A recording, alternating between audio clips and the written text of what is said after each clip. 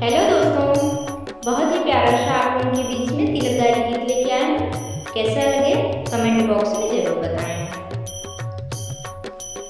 देते तिलक ना लजाया हो समझी बेईमान, देते तिलक ना लजाया हो समझी बेईमान, देते तिलक ना लजाया हो समझी बेईमान।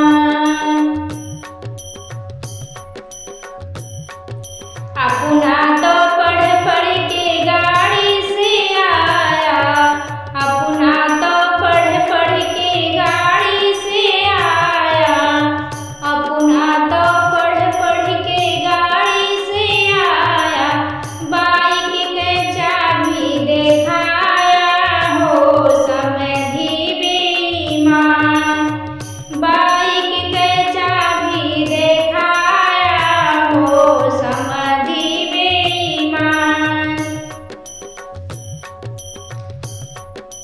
देते तिलक ना लजाया हो समझी बेईमान, देते तिलक ना लजाया हो समझी बेईमान।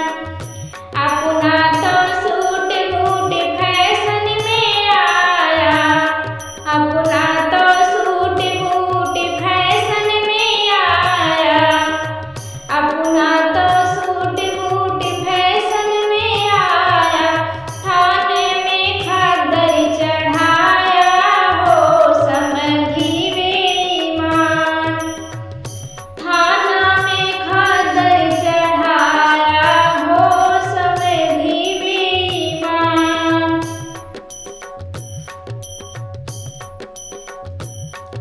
देते तिलक ना लजाया हो समझी बेईमान, देते तिलक ना लजाया हो समझी बेईमान, समझी बेईमान, समझी बेईमान, देते तिलक ना लजाया हो समझी बेईमान।